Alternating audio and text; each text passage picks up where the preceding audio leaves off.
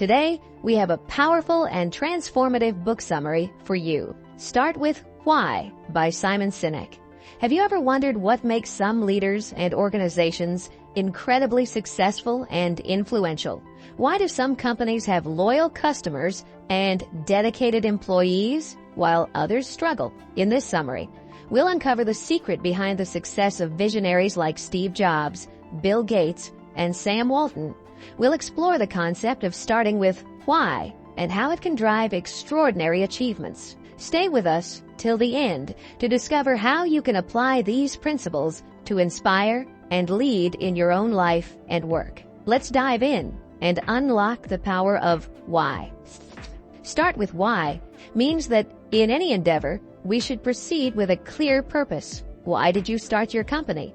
Why do you want to become a leader? Do you have a purpose in life? And if so, what is it? These questions are not trivial. They are very significant. You will realize their importance when you learn that many multi-million-dollar companies are successful because they were founded with a specific purpose. They started with why. The subtitle of this book is How Great Leaders Inspire Everyone to Take Action. By great leaders, we don't just mean those in politics, but also those who hold significant positions in large companies across various industries. Apple, for example, is a leading computer brand, but it later ventured into the mobile and small electronics industry. Why? We will explore this later. The primary job of great leaders is to inspire people to take action. A good leader not only garners votes, but also inspires people. Similarly, leading companies not only make customers, but also inspire them. Great leaders have many loyal followers who are always ready to make any sacrifice for them, no matter what path they have to take.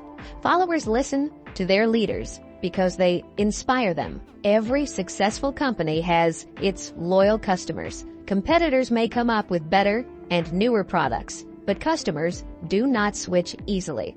They remain loyal to their favorite company and brand. So, how did this happen? How did that company build such loyal customers? This happened because the company started with a purpose, with their why. Manipulation versus inspiration. Motorola launched its flip-top phone model, Razr, in 2004. Many Hollywood celebrities and even prime ministers purchased this new phone. It was a massive success for Motorola, selling a total of 50 million units of the Razr. However, within 4 years, competitors released many new phones with better features, mimicking the Razr, and Motorola's shine faded. This happened because the company relied on manipulation instead of inspiration, leading to the loss of its customers. There was no loyalty. Motorola introduced a new product. People liked it, so they bought it. But when someone else made a better product, customers were drawn to it. If Motorola had built loyal customers, they would have continued to buy Motorola products exclusively. What Motorola did with the Razr was just a novelty, a form of manipulation. But to gain loyalty, one needs to think bigger. Inspiring people is not that easy. When you manipulate people, they will only follow you for a short time. You might get them to do what you want, but you won't earn their loyalty. And no great leader does that.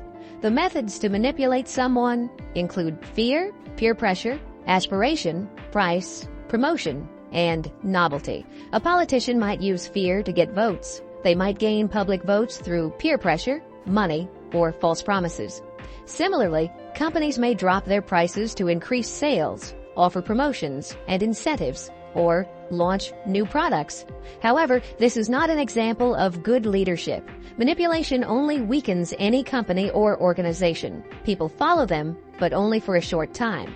Manipulation also requires a lot of money and is still not as effective. The Razr phone was not an innovation, so Motorola failed to inspire people. Products like the fax machine, microwave oven, light bulb, and iTunes are considered innovations because they changed entire industries or brought about significant lifestyle changes in society. Think differently. Think different has been Apple's motto since its inception in 1984. Apple has consistently proven this in all its products and advertising. The reason behind everything the company says and does is to think differently, and this strong purpose drives the company. iTunes, for example, revolutionized the music industry. In the early 2000s, people used to burn CDs for music. Piracy had become a major problem for recording companies. Then, Steve Jobs introduced iTunes as an alternative. iTunes and the iPod saved the music industry from sinking. Did you know that Apple did not invent the MP3 player? It was actually the brainchild of Creative Technology, a company based in Singapore. But how did Apple get all the credit? Creative released its product as a 5 GB MP3 player. However, Apple marketed the iPod with a compelling message: 1,000 songs in your pocket. Creative told the market what their product was, but Apple told people why they should buy the iPod. Because people don't buy what you do, they buy why you do it. Apple's iPhone was a true innovation. It wasn't just another new product like Motorola's Razr. The iPhone started the smartphone trend. Seeing its success, Nokia, Ericsson, and Motorola also launched touchscreen phones. The iPhone's graphic interface and simple design transformed the mobile phone industry. In 2003, Dell released its own MP3 player, but it didn't succeed as expected. The reason was that people knew Dell as a computer company, so buying a mobile or MP3 player from them didn't make sense. A few years later, Dell pulled these new products from the market. So how did Apple transition from a computer-making company to a mobile and gadget-making company? Because Apple's sole purpose was to think differently, and this mindset drove all its processes and products. Apple started with why. The company first established a strong purpose: to think differently. Today, we know Apple for its why, not its what. When the company was founded, it was legally named Apple Computer Incorporated, but in 2007, it changed its name to just Apple Incorporated because the company now made much more than just computers. Apple not only maintained its leadership in the computer industry, but also established it in the small electronics and mobile phone industries. They always kept their purpose in mind, so it didn't matter what they were making. Through innovation and bringing change to other industries, Apple achieved what HP and Dell could not. HP and Dell tried to emulate Apple, but couldn't succeed and remained confined to making computers. The golden circle. Companies like HP and Dell start with what? They launch products with great features, but they don't have as many loyal customers as Apple. It's not that there aren't good computers on the market. Many excellent computers with great specs are available, yet Mac lovers will always choose Apple first. When you tell people what your product is, they might appreciate its features. But when you explain your company's purpose, they become loyal customers. This is because purpose, beliefs, and feelings have a strong effect on us humans. Our brains are wired this way. When customers believe in the same thing your company believes in, they become loyal to your company. And when the employees of the company also feel that purpose, they get even more motivated in their work. If you have a strong purpose, you can inspire and lead people, no matter what you are doing. Look at the diagram below. In the center of the circle is why, representing the company's purpose. The next level is how, which means the processes and decisions the company uses to create its product. On the outer level is what, indicating the product or service the company provides. Most companies communicate from the outside in. They always talk about how good their product is, but they don't realize that having a purpose makes a stronger impact on people. Most companies don't have a clear purpose. On the other hand, companies like Apple are successful because they communicate from the inside out. Everything Apple does has a core purpose, which is to think differently. Customers understand this, and that's why they see this purpose in every Apple product, which inspires them to buy. Customers are loyal because they believe in thinking differently, just like Apple. If you want to lead, don't think about what you can offer people. Start with why and tell people your purpose. If people believe in the same purpose, they will become loyal to you. They will be inspired and start following you. Remember this important concept known as the golden circle, where why is your purpose, how is the process, and what is your product. More than just coffee. A sense of belonging is inherent in us humans. We always want to feel safe and connected. It's a human need to feel connected to our surroundings. When we go abroad for a vacation, seeing people from our own country makes us feel good. We feel like we are among our own people. Similarly, we feel a sense of belonging with companies whose beliefs align with ours. We buy their products because our why is the same. This shows us that the company believes in what we believe in. Products and brands make us feel a sense of belonging, and through this, we also feel connected to other customers of the company. Starting your company or organization with why has a greater impact because we humans do everything based on feelings. The Golden Circle is highly effective because it relates to the major levels of our brain. What you make is less important than why you make it, which impacts people more. What Starbucks offers is what. Their product is coffee, but their purpose is why. To make people feel comfortable while drinking coffee. Everyone knows that Starbucks provides its customers with a nice feeling and a nice experience. There are other coffee shops where people can sit and enjoy great coffee, but people choose Starbucks because of the feelings associated with it. Howard Schultz is not the founder of Starbucks.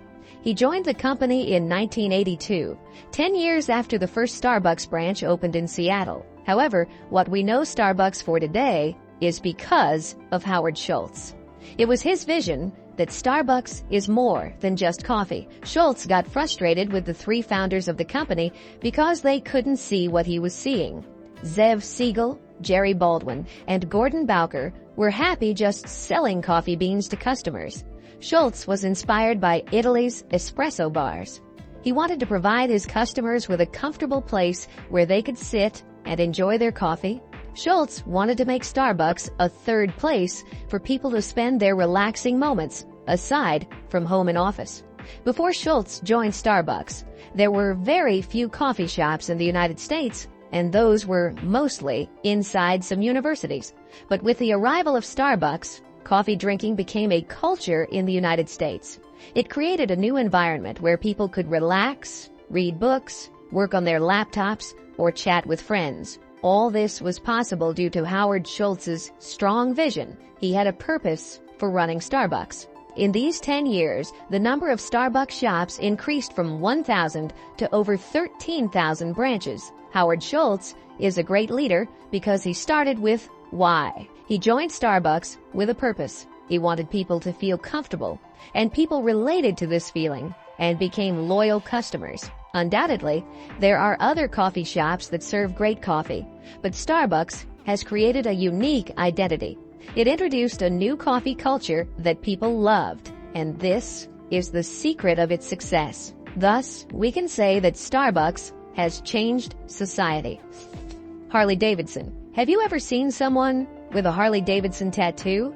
Why would anyone get a company's logo tattooed on their body?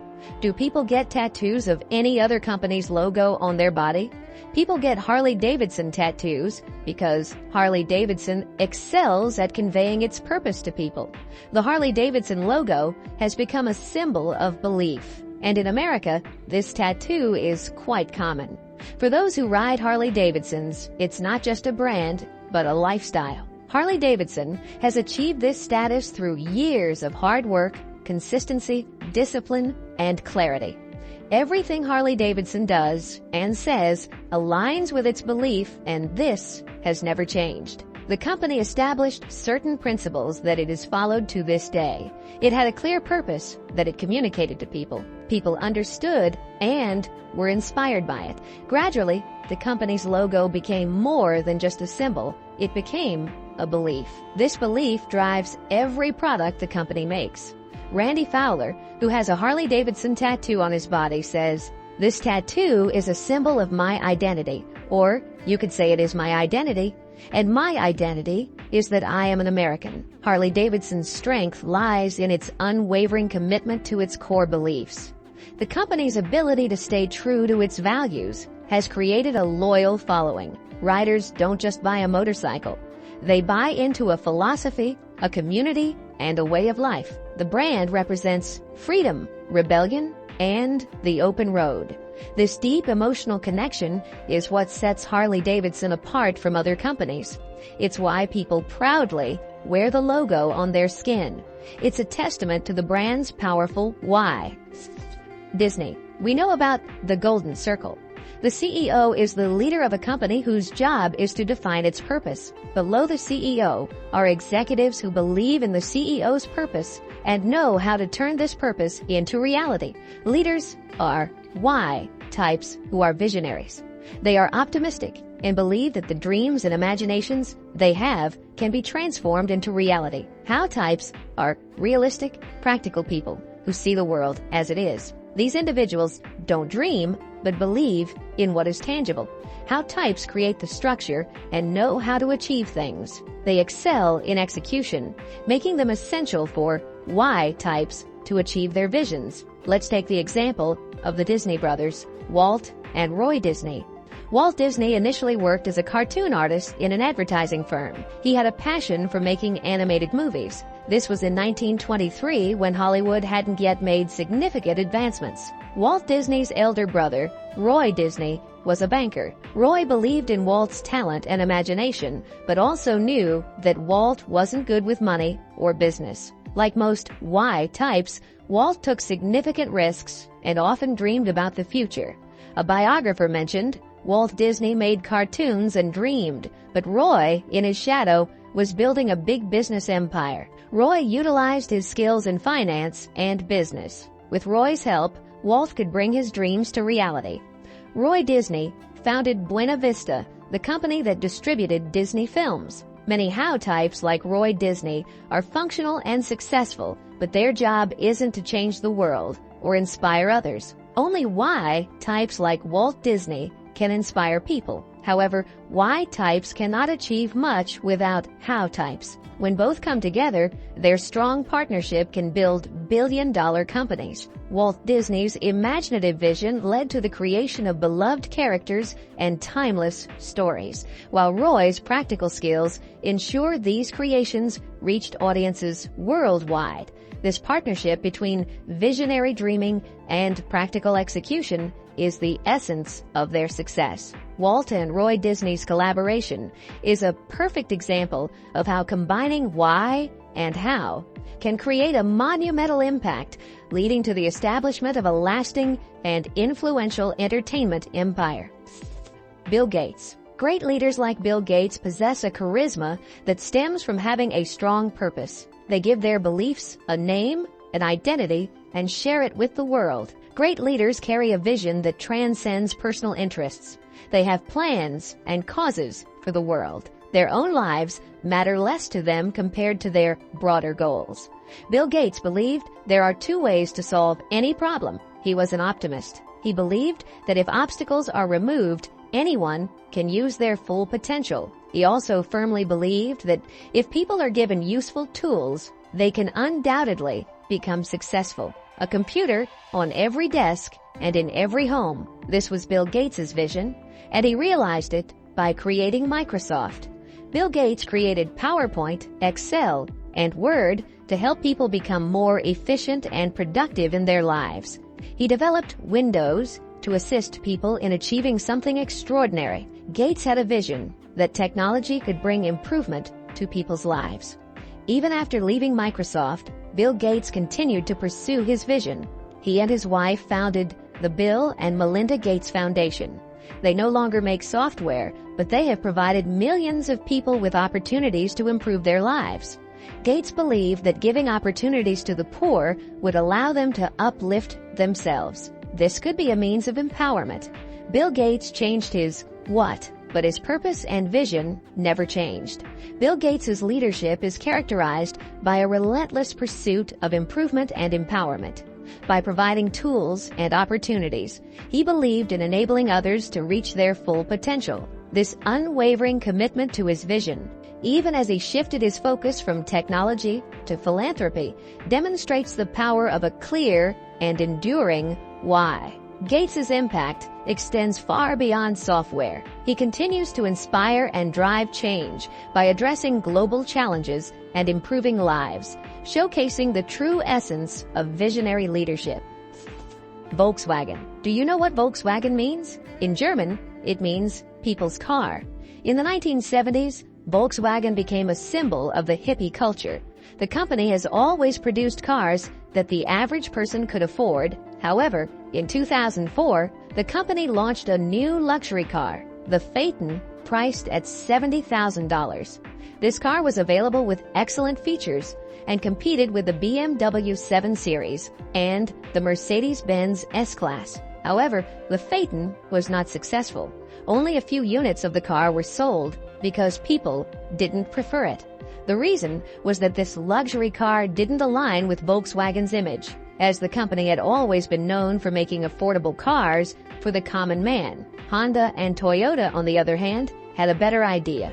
Both companies introduced new brands of cars that matched their luxury products. Their new luxury brands are Acura and Lexus. Volkswagen's attempt to enter the luxury car market with the Phaeton failed because it contradicted the brand's core identity. Volkswagen had built its reputation on being the car for the people, offering affordability and reliability. When they tried to sell a high-end luxury vehicle, it didn't resonate with their customer base, who associated Volkswagen with practical and accessible vehicles. In contrast, Honda and Toyota understood the importance of brand consistency and created separate luxury brands. Acura and Lexus allowed them to enter the luxury market without diluting their primary brand identities. This strategic move ensured that their core customers remained loyal while attracting a new audience looking for premium vehicles.